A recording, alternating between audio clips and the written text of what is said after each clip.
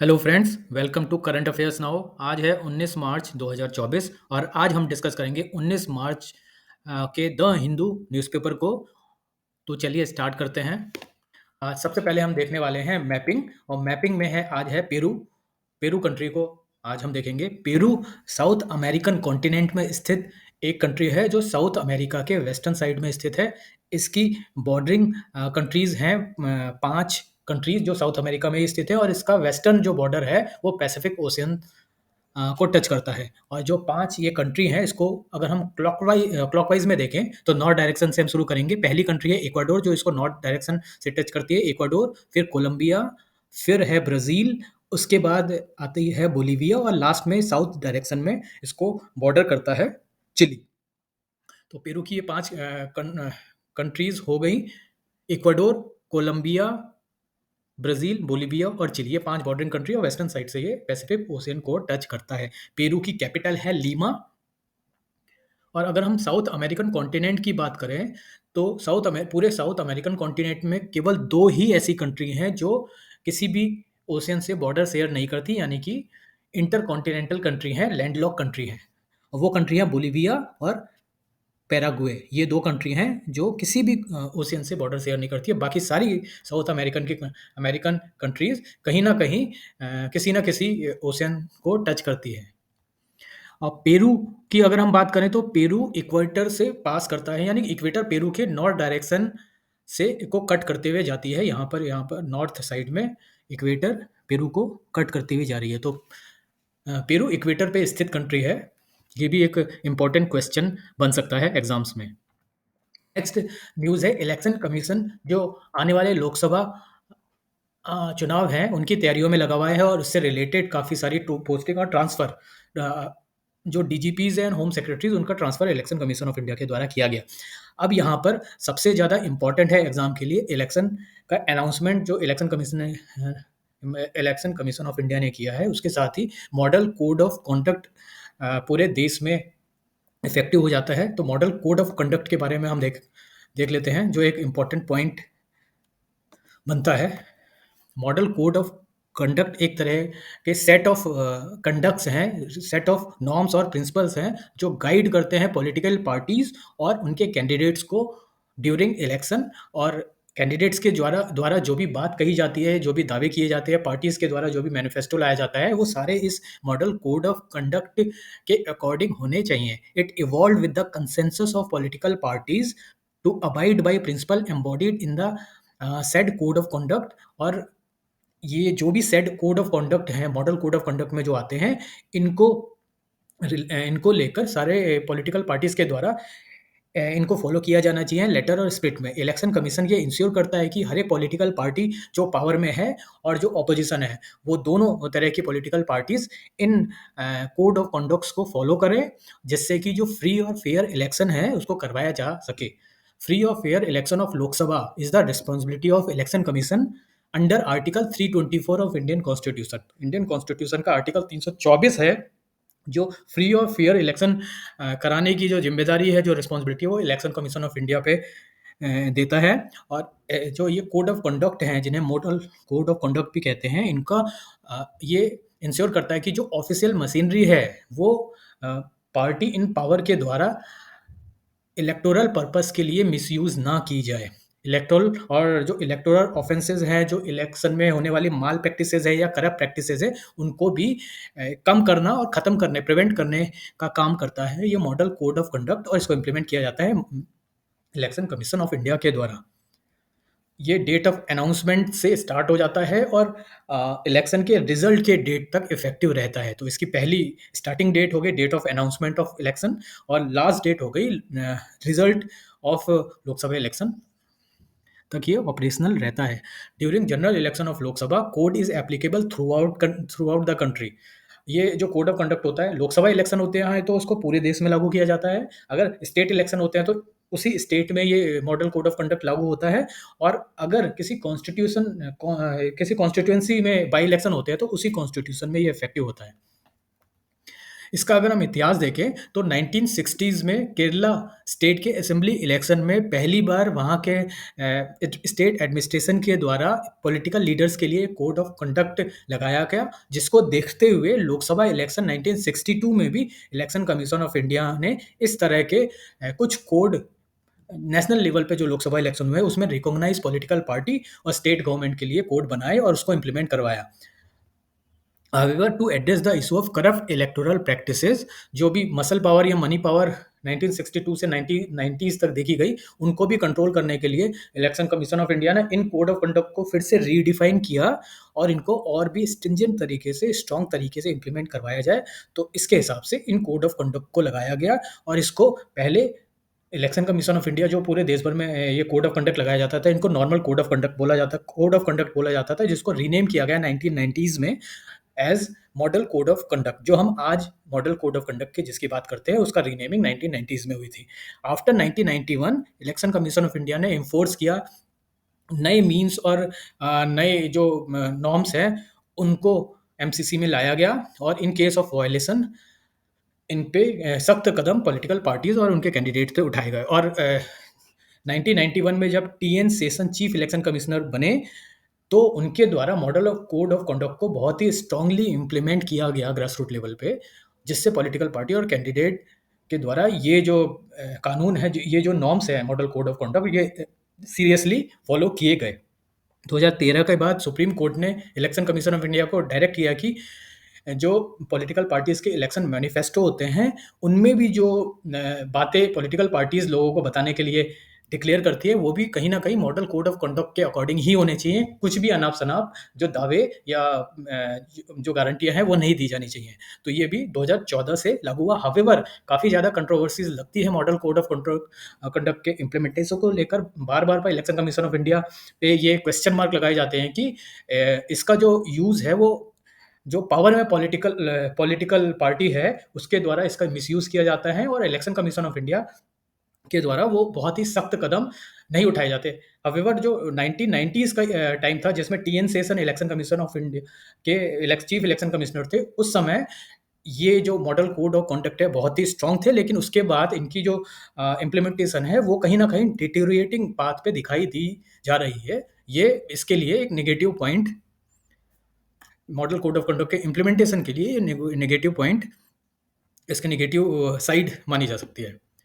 Next news है सखी नाम का एक ऐप, जो एक मल्टीपर्पज़ ऐप है, वो इसरो के द्वारा लॉन्च किया गया। ये जो ऐप है ये गगनयान में जो भी क्रू मेंबर 2025 में जाने वाले हैं उनकी हेल्प के लिए बनाया गया है।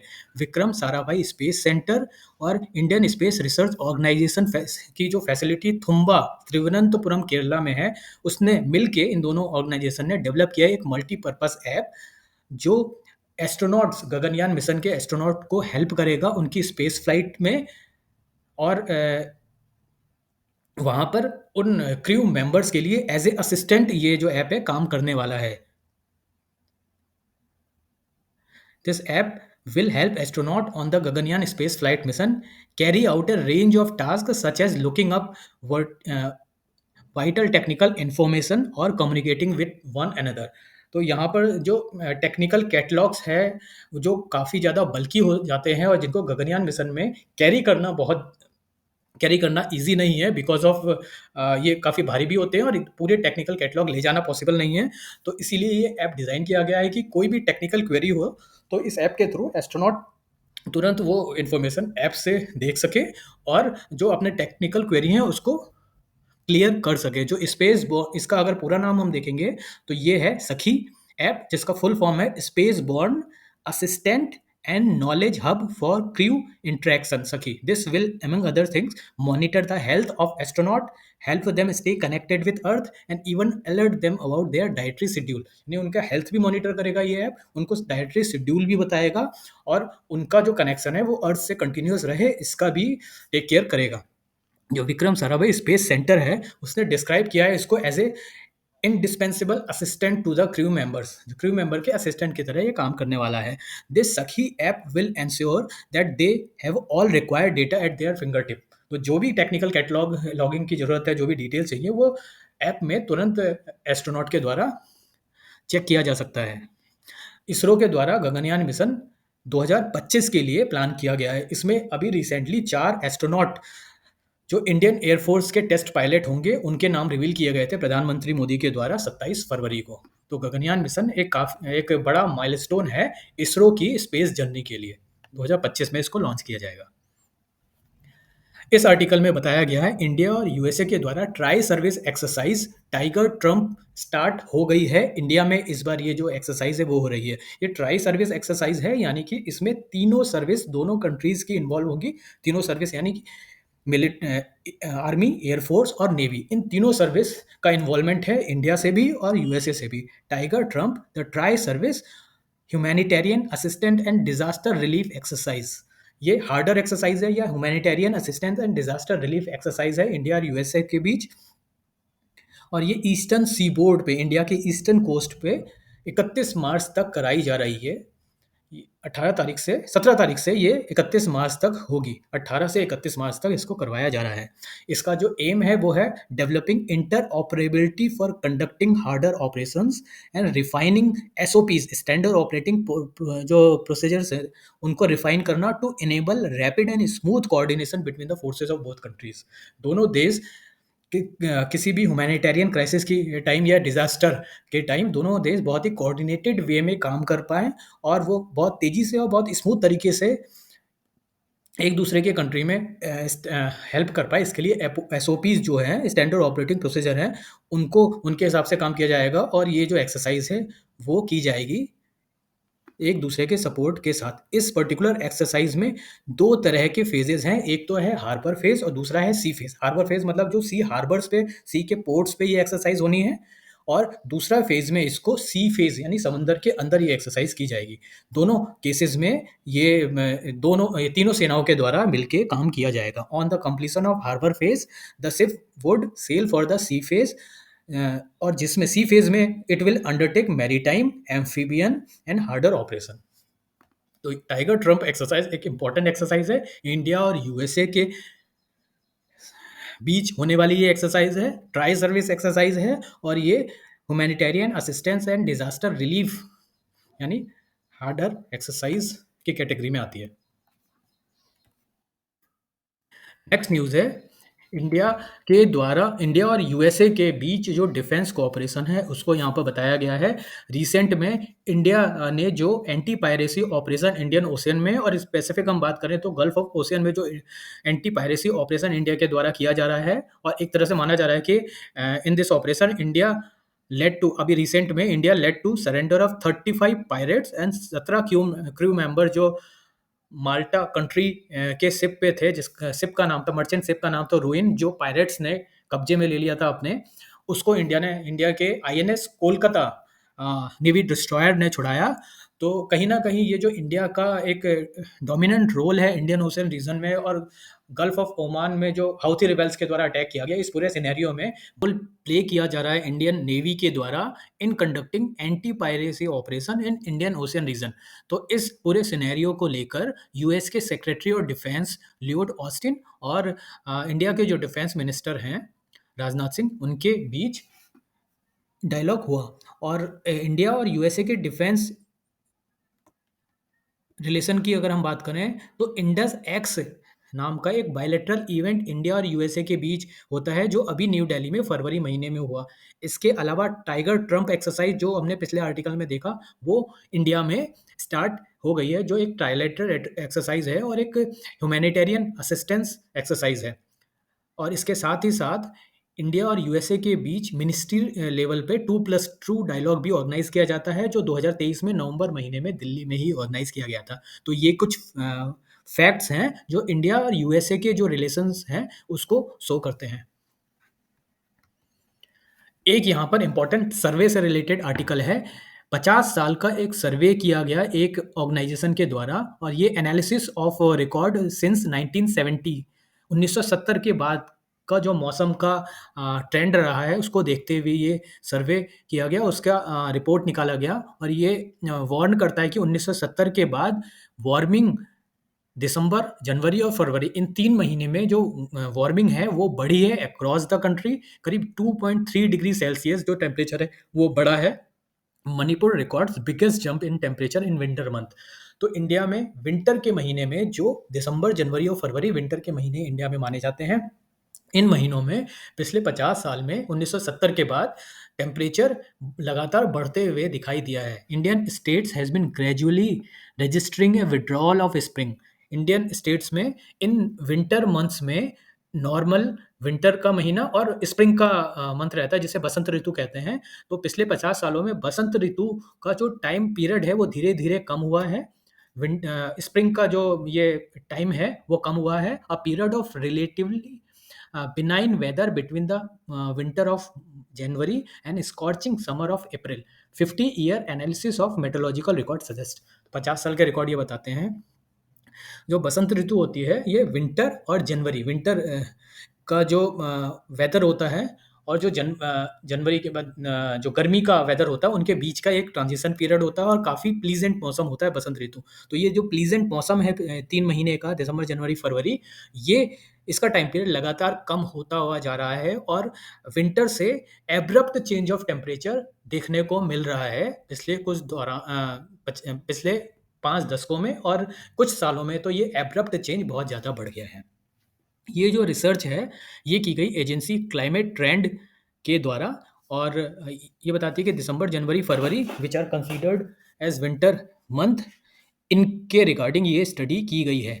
सिग्निफिकेंट ट्रेंड की अगर हम बात करें तो इसमें जो स्पेसिफिक ट्रेंड है वो है every region analyse has a net warming during winter. तो हर एक रीजन में इंडिया में नेट वार्मिंग देखी गई है इन 3 महीनों में, जिसमें से मणिपुर में सबसे ज़्यादा टेम्परेचर चेंज देखा गया है और दिल्ली में स्मॉलेस्ट जो वार्मिंग है वो देखी गई है। विंटर फास्टेस्ट जो वार्मिंग होती है 34 स्टेट्स में से 12 स्टेट में बहुत तेजी से वार्मिंग देखी गई है। यानी जो चेंज है वो बहुत ज़्यादा एब्रप्ट है 12 जो स्टेट है इंडिया उनमें। This is second only to autumn which was fastest warming season in 13 region. तो ऑटम महीना जो नॉर्मली दिवाली के आसपास पड़ता है उस समय जो बरसात और विंटर के बीच का ट्रांजिशन है वहां पर भी वार्मिंग देखी गई है, लेकिन वो सेकेंड हाईएस्ट है। सबसे ज़्यादा वार्मिंग इस विंटर के टाइम यानी बसंत ऋतु में देखी गई है। There were significant differences in pattern of temperature changes during winter. और जो विंटर में टेम्परेचर चेंज होता है उसके पैटर्न भी अलग अलग है। साउथ का जो रीजन है वहाँ पर विंटर महीने में स्ट्रॉन्ग वार्मिंग जनवरी और दिसंबर में होती है। इसके अलावा अगर मणिपुर की बात करें तो वहाँ पर सबसे ज़्यादा चेंजेस देखे गए हैं जनवरी और दिसंबर में। और नॉर्थ इंडिया में वीकर वार्मिंग देखी गई है और इवन जनवरी और दिसंबर में विंटर के स्ट्रेचेस भी देखने को मिले हैं। टेम्परेचर चेंज का जो पैटर्न है, the pattern changes dramatically between January and February. जनवरी और फरवरी के बीच में टेम्परेचर चेंज का पैटर्न बहुत तेजी से चेंज होता है। All regions have warmed in February but warming is specially pronounced in many of the region that show cooling और low warming in previous month. यानी नॉर्थ का जो एरिया है, नॉर्थ इंडिया का जो एरिया है, जम्मू कश्मीर और मध्य प्रदेश तक, जम्मू कश्मीर से मध्य प्रदेश तक, इनमें जो चेंजेस ऑफ टेम्परेचर है काफ़ी ज़्यादा शार्प हैं, काफ़ी तेज़ी से टेम्परेचर चेंज होता है। In northern India the contrast between January trend and February implied that these regions now have potential for abrupt transition from cool winter-like temperature to much warmer condition that traditionally occurred in March. जनवरी में और even early फरवरी में ही इतनी गर्मी हो जाती है जितना normally मार्च और उसके एंड में देखा जाता था। तो जो ट्रांजिशन है बहुत तेज़ी से देखने को मिला। सबसे ज़्यादा जो एब्रप्ट चेंज है वो नॉर्थ इंडिया में देखा जाता है। नॉर्थ इंडिया में भी राजस्थान वो स्टेट है जिसमें सबसे ज़्यादा तेज चेंज हुआ है। This supports the report that it feels like spring has disappeared in many parts. तो ये रिपोर्ट भी मोटा मोटी ये बता रही है इसका अपने कंक्लूजन में कि इंडिया के काफ़ी स्टेट्स में जो स्प्रिंग का सीजन होता है ये धीरे धीरे करके डिसअपीयर होता हुआ दिख रहा है। विंटर से सीधे ही गर्मी में ट्रांजिशन देखने को मिल रहा है। पिछले 50 साल के जो डेटा है वो यही बता रहा है। अभी तक मेट्रोलॉजिस्ट के द्वारा जो वार्मिंग होती है विंटर में साउथ इंडिया में और जो विंटर में नॉर्थ इंडिया में रेनफॉल के डिक्रीज अमाउंट ऑफ रेनफॉल हो रही है, रेनफॉल कम हो रही है, जो नॉर्मली पहले हुआ करती थी उससे काफ़ी कम रेनफॉल हो रही है। ये साइंटिस्ट के द्वारा, मेट्रोलॉजिस्ट के द्वारा ये बताया गया था कि जो पैटर्न में चेंज है this was due to variation in western disturbances और जेट स्ट्रीम, जो विंटर में वेस्टर्न डिस्टर्बेंसेस वाली विंड जो चलती हैं मेडिटेरियन रीजन से इंडिया में जो एंटर होती हैं, जो वेस्टर्न डिस्टर्बेंसेस, यही मेनली रिस्पॉन्सिबल है विंटर रेन का नॉर्थ इंडिया में।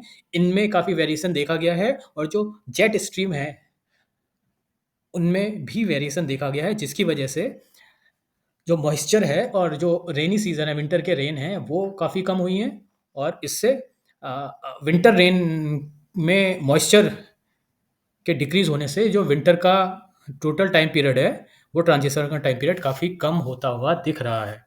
तो ये रिपोर्ट काफ़ी सारे फैक्ट को पिछले 50 साल के डेटा के बेसिस पे एनालाइज करती है, और इसका नॉर्मल कंक्लूजन ये माना जा सकता है कि जो स्प्रिंग का सीजन है वो इंडिया के मोस्ट ऑफ द रीजन में वो डिसअपियर हो रहा है धीरे धीरे। नेक्स्ट न्यूज़ है वैक्सीन के बारे में। Vaccine for dengue may be out in market by mid 2026। तो इंडिया का एक इंस्टीट्यूट है, इंडियन इम्यूनोलॉजिकल लिमिटेड, इसने एक वैक्सीन बनाई है डेंगू की, जिसका क्लिनिकल ट्रायल का फेज 1 सक्सेसफुली कंप्लीट हुआ है, और कंपनी का ये मानना है कि 2026 के मिड तक ये जो वैक्सीन है ये मार्केट में आ जाएगी। डेंगू के लिए फिलहाल अभी कोई मेडिसिन नहीं है, और ये जो मेडिसिन है एक काफ़ी बड़ी उपलब्धि मानी जा सकती है।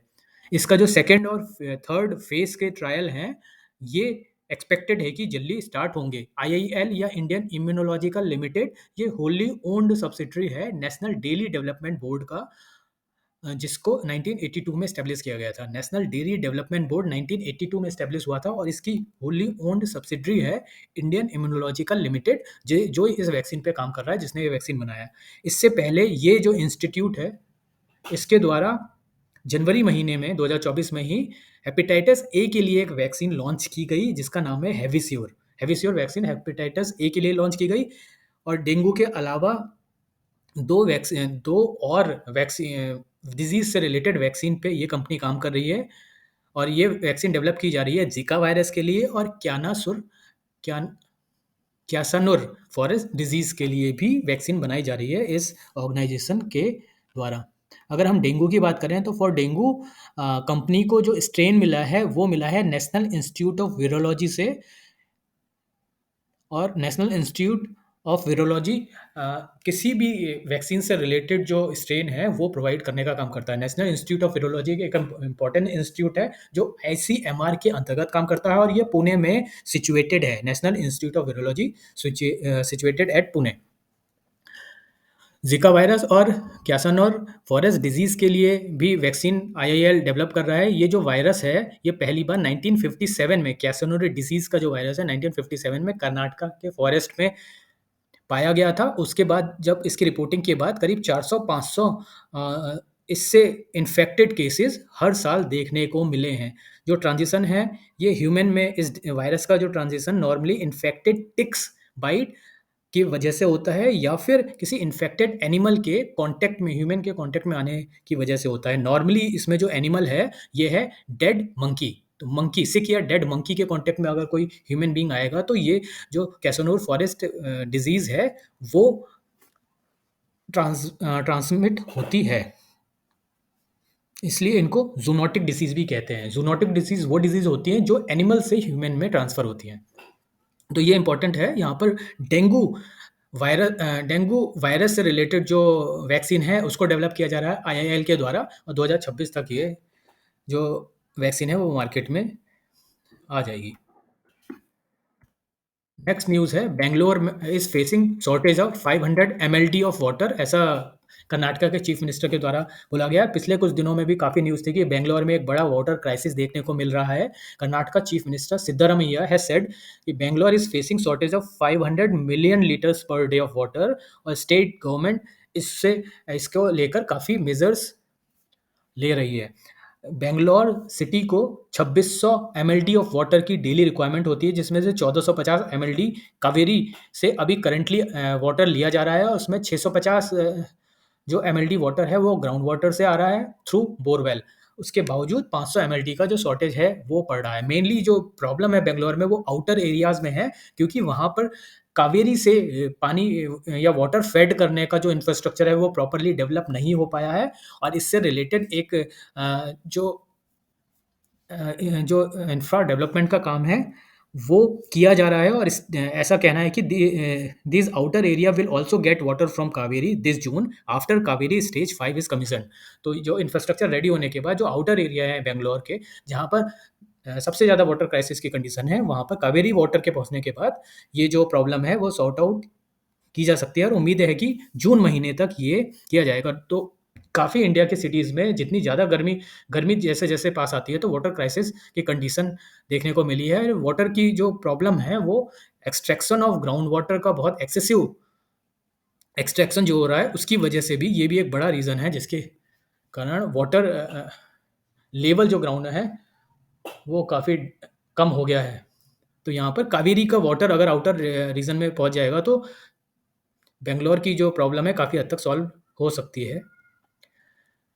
सुप्रीम कोर्ट ने फिर से एक बार एसबीआई को ये बोला है कि जितनी भी इलेक्टोरल बॉन्ड से रिलेटेड डिटेल्स हैं, वो एसबीआई को दे देनी चाहिए, और एसबीआई को ये अल्टीमेटम 21 मार्च तक फिर से सुप्रीम कोर्ट के द्वारा दिया गया है। Supreme Court asked bank to be candid and fair and not selective while making the disclosure. जो सुप्रीम कोर्ट में केस चल रहा है, उसमें ऐसा देखने को मिल रहा है कि कहीं न कहीं एसबीआई हर एक सुनवाई में कुछ न कुछ बहाना बना के ये जो अपना इलेक्टोरल बॉन्ड से रिलेटेड डेटा है, उसको छुपाने की कोशिश कर रहा है, जिसको बहुत ही strictly chief justice of India DY Chandrachud के द्वारा लिया गया, और उन्होंने बोला कि सुप्रीम कोर्ट के एसबीआई के द्वारा जितना भी डेटा है, जो भी डेटा है, वो सारा डिक्लेयर करना है। कोई भी डेटा वो सिलेक्टिवली अपने पास रख के छुपा नहीं सकता है एसबीआई। इसको फिर से एसबीआई को बोला है, सुप्रीम कोर्ट ने डायरेक्ट किया है कि ये पूरा डेटा है डिस्क्लोज किया जाए। It directs it to share all data on purchase of bonds including serial number to election commission for publication. ये जो सीरियल नंबर एसबीआई के द्वारा छुपाए गए, उसको तुरंत निकाला जाए, उसको इलेक्शन कमीशन ऑफ इंडिया को दे एसबीआई, और उसके बाद इलेक्शन कमीशन ऑफ इंडिया इसको पब्लिश करे, ताकि जो पहले डेटा आया है उसको टैली किया जा सके और कंप्लीट इन्फॉर्मेशन पब्लिक डोमेन में आ सके। Bench headed by chief justice of India direct SBI chairman to submit an affidavit by March 21। तो एसबीआई चेयरमैन को बोला गया है कि 21 मार्च तक एक एफिडेविट भी सबमिट करे कि एसबीआई के द्वारा कोई डेटा छुपाया नहीं गया है। तो ये पूरा मामला है। इसके अलावा सुप्रीम कोर्ट ने डिसमिस कर दिया एक एनजीओ सिटीजन राइट्स ट्रस्ट की एक पिटीशन, जिसमें बोला गया था कि 2018 से 2019 के बीच का जो डेटा है इलेक्टोरल बॉन्ड से रिलेटेड, वो भी लाया जाए, जिसमें करीब 4000 करोड़ के जो इलेक्टोरल फंडिंग है, वो पॉलिटिकल पार्टीज को कंपनीज के द्वारा दी गई है। हालांकि इस पर्टिकुलर वर्डिक्ट में सुप्रीम कोर्ट ने बहुत क्लियरली बोला था कि 12 अप्रैल 2019 से लेकर 2024 अप्रैल 2024 फरवरी तक, जिस डेट को सुप्रीम कोर्ट ने ये वर्डिक्ट डिक्लेयर किया था, उस डेट तक 2019 से सारा डेटा लाया जाएगा। तो अभी के लिए सुप्रीम कोर्ट ने 2018 से 19 वाले इलेक्टोरल बॉन्ड से रिलेटेड डेटा को डिक्लेयर किए जाने के लिए इसमें इंक्लूड नहीं किया है। इंटरनेशनल न्यूज़ में है, रसिया के जो प्रेसिडेंट व्लादिमीर पुतिन हैं, वो 6th time president of Russia elect हुए हैं, और एक भारी बहुमत से करीब 87% वोट इनको मिले हैं रसिया के इलेक्शन में। 100% वोट काउंट होने के बाद 87% वोट इनको मिले हैं। तो एक भारी विक्ट्री इस इलेक्शन में देखने को मिली है रशियन प्रेसिडेंट व्लादिमीर पुतिन के लिए। हालांकि काफ़ी कंट्रीज़ के द्वारा ये माना जा रहा है कि ये जो इलेक्शन है पूरी तरीके से एक वन साइडेड है, और इसमें ऑपोजिशन की डिमांड को पूरी तरीके से ऑपोजिशन को खत्म करके और जो डिसेंट को साइलेंट करके ये इलेक्शन जीते जा रहे हैं लगातार प्रेसिडेंट पुतिन के द्वारा। President Vladimir Putin sealed his control over Russia for 6 more years. 6 साल का टर्म रहता है रसिया में प्रेसिडेंट का, तो 6 साल के लिए ये फिर से चुन लिए गए हैं with A landslide victory in an election that followed hardest crackdown on opposition. तो ऑपोजिशन में बहुत हार्डेस्ट क्रैकडाउन के बाद और जो डिसेंट है उसको साइलेंट करके रसिया में ये इलेक्शन इनके द्वारा जीते गए हैं, ऐसा माना जा रहा है। At the end of his 5th term, mister Putin would be longest serving Russian leader since Catherine the Great who ruled during 18th century.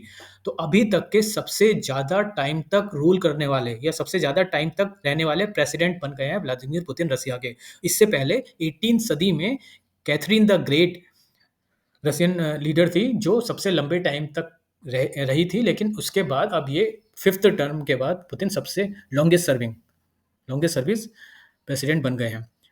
और इस जीत के बाद पुतिन के द्वारा ये बोला गया है कि रसिया जो एम कर रहा है, एक बफर ज़ोन बनाने की कोशिश कर रहा है रसिया यूक्रेन में। और यहाँ पर यूक्रेन और रसिया का जो कॉन्फ्लिक्ट चल रहा है, उसमें यूक्रेन के नॉर्थ पार्ट में एक बफर ज़ोन बनाया जाएगा, जो एज़ अ सिक्योरिटी ज़ोन काम करेगा रसिया के लिए, and it would be quite difficult to penetrate using the foreign made strike asset at enemies disposal. तो यूक्रेन जो रसिया के क्रिटिकल इंफ्रास्ट्रक्चर पर लगातार हमले कर रहा है, ऐसा रसिया का कहना है। हालांकि यूक्रेन के पास बहुत ज़्यादा रसिया को टैकल करने के लिए बहुत ज़्यादा हथियार नहीं है, ऐसा माना जा रहा है। और वेस्टर्न कंट्रीज़ के द्वारा भी बहुत बड़े लेवल पे यूक्रेन की हेल्प नहीं की जा रही है। तो रसिया कहीं न कहीं यूक्रेन में नॉर्थ साइड में, नॉर्थ रीजन में एक बफर ज़ोन बनाना चाहता है, जिसमें एक बफर ज़ोन ऐसी हो जिसमें रसिया के लिए यूक्रेन को कंट्रोल करना ईज़ी हो। और इसके साथ ही वर्ल्ड को और नेटो को स्पेशली मिस्टर पुतिन और व्लादिमीर पुतिन के द्वारा वार्न किया गया है कि अगर वेस्ट एक्स्ट्रा ट्रूप्स भेजेगा यूक्रेन के लिए, तो possible conflict it will be a possible conflict between Russia and NATO that would put the world a step away from another world war. तो एक बड़ी चेतावनी नेटो को हमेशा की तरह व्लादिमीर पुतिन के द्वारा दी जा रही है। और एक नए इतनी भारी विक्ट्री के बाद अब देखना ये होगा कि अब अपने 6th टर्म में ये और कितना एक्सट्रीम स्टेप उठाते हैं रसिया में होल्ड को और ज़्यादा बढ़ाने के लिए। पेरू का मैप हमने स्टार्टिंग में अभी देखा था। यहाँ पर इस आर्टिकल में इंडिया और पेरू के बीच ट्रेड एग्रीमेंट को लेकर बात की गई है। इंडिया और Peru are trying to speed up their talks on proposed bilateral free trade agreement. Covid से पहले ही ये जो इंडिया और पेरू का ट्रेड एग्रीमेंट है, उसकी बात चल रही थी। कोविड के बाद काफ़ी डिले हो गया ये पूरा मामला, और इस ट्रेड एग्रीमेंट को दोनों कंट्रीज़ के द्वारा पुश किया जा रहा है। द प्रपोज्ड एफटीए यानी free trade agreement with Peru is significant for India as it seeks to increase its presence in Latin American countries in line with the policy decision to diversify beyond traditional market. तो Latin American countries में Indian companies का जो entry है, वो बढ़ाने के लिए भी पेरू के साथ जो फ्री ट्रेड एग्रीमेंट है वो इम्पोर्टेंट है। कोविड-19 पैंडेमिक की वजह से जो नेगोशिएशन होने चाहिए थे फ्री ट्रेड एग्रीमेंट के इंडिया और पेरू के, वो कहीं न कहीं रुक गए, जिनको अभी फरवरी महीने में फिर से स्टार्ट करने की कोशिश की जा रही है। पेरू का जो इंटरेस्ट है वो मेनली है पेरू को हायर मार्केट एक्सेस मिले इंडिया में गोल्ड को लेकर। पेरू गोल्ड एक्सपोर्ट करता है इंडिया में, और इंडिया में काफ़ी गोल्ड इंपोर्ट किया जाता है पेरू से। तो करीब-करीब ये 80% पेरू का एक्सपोर्ट है जो इंडिया में आता है। ऑल्सो कुछ एग्रीकल्चर प्रोडक्ट्स भी पेरू के इंडिया में आते हैं, जैसे एवोकाडो, ग्रेप्स और ब्लूबेरीज़। तो पेरू चाहता है कि एक तो गोल्ड पे टैरिफ कम हो इंडिया की तरफ से, और जो एग्रीकल्चर प्रोडक्ट्स हैं एवोकाडो, ग्रेप्स और ब्लूबेरीज़, वो इंडिया में ज़्यादा उनका पेनिट्रेशन हो। इंडिया के लिए ज़रूरी है पेरू के मार्केट में एंट्री, जिससे कि इंडियन कंपनीज़ को एक लैटिन अमेरिकन का मार्केट मिले। तो दोनों कंट्रीज़ के लिए ये जो एग्रीमेंट है वो इंपॉर्टेंट माना जा रहा है। Indian hopes to have greater market access for traditional export such as India का क्या एक्सपोर्ट जाने वाला है पेरू में, जिनके पॉसिबिलिटी मानी जा रही है motor vehicles, cotton yarn, pharmaceutical, while exporting opportunities in नए प्रोडक्ट भी प्रपोज किए जा सकते हैं। 2022-23 में इंडिया और पेरू का बायलैटरल जो ट्रेड था वो करीब $3 बिलियन था, और जिसको टारगेट किया जा रहा है कि $100 बिलियन तक बढ़ाना है, जो एक बड़ा टारगेट माना जा सकता है। तो देखना ये होगा कि आगे इंडिया और पेरू के जो ट्रेड है वो इस एफटीए ये फ्री ट्रेड एग्रीमेंट है वो कितने टाइम में फाइनलाइज होता है। ये थे आज के न्यूज़ आर्टिकल्स। आई होप कि आपको पसंद आया होगा, और अगर आपको पसंद आया तो वीडियो को लाइक करें, शेयर करें और कमेंट भी ज़रूर करें। Thank you.